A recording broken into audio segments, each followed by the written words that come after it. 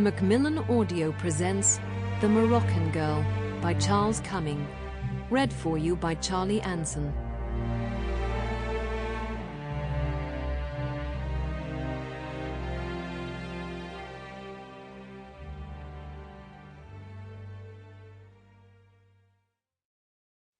There is a point of no return, unremarked at the time, in most lives.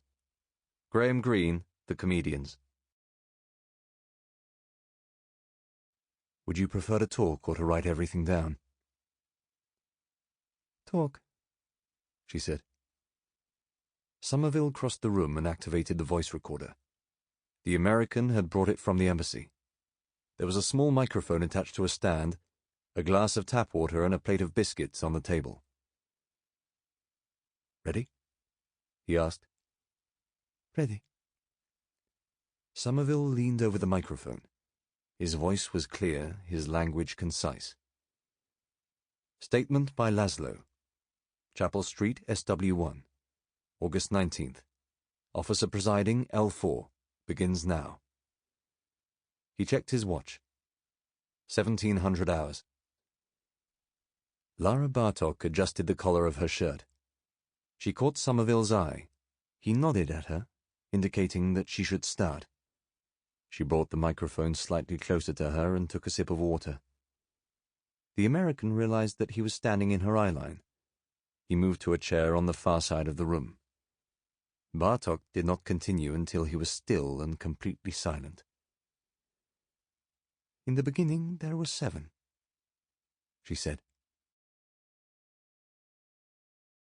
Secret Intelligence Service Eyes Only. Strap 1. Statement by Lara Bartok, Laszlo.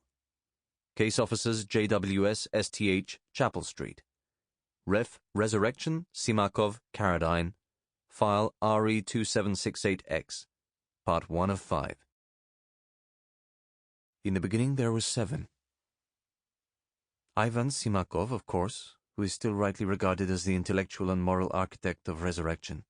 Blank and Blank, both American citizens whom Simakov had met in Zuccotti Park at the height of Occupy Wall Street.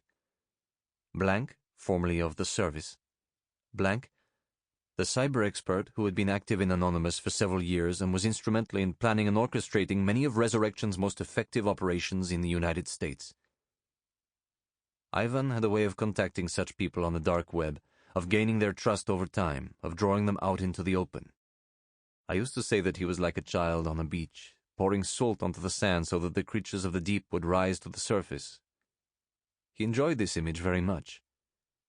It is no secret that Ivan Simakov liked to think of himself as a man with extraordinary capabilities.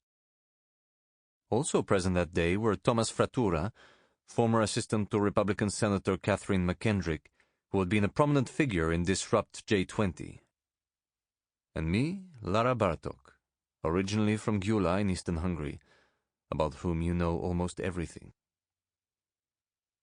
These 7 individuals met only once, in a suite in the Redbury Hotel on East 29th Street in Manhattan.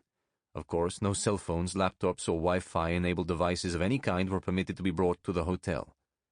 Each of the guests who entered the suite was searched by Ivan and myself and asked to remove watches and other items of jewelry, all of which we then took, along with personal belongings including bags and shoes, to a room on a separate floor of the hotel for the duration of the meeting. Ivan, who was meeting Blank and Blank for the first time, introduced himself as a Russian citizen born in Moscow and educated in Paris, who was hoping to effect political change in his own country by inspiring an international resistance movement directed against the advocates and enablers of autocratic and quasi-fascist regimes around the world. Frattura asked him to explain in more detail what he meant by this. I remember that Ivan paused.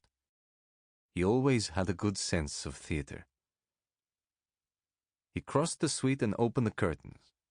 It was a wet morning. There had been heavy rain all night. Through the glass, it looked as though the thick fog of the New York skyline was going to seep into the room. What he said next was the best of him. In fact, his response to Frattura would form the basis of all the early statements released on behalf of Resurrection outlining our movement's basic goals and rationale. Sample complete. Ready to continue?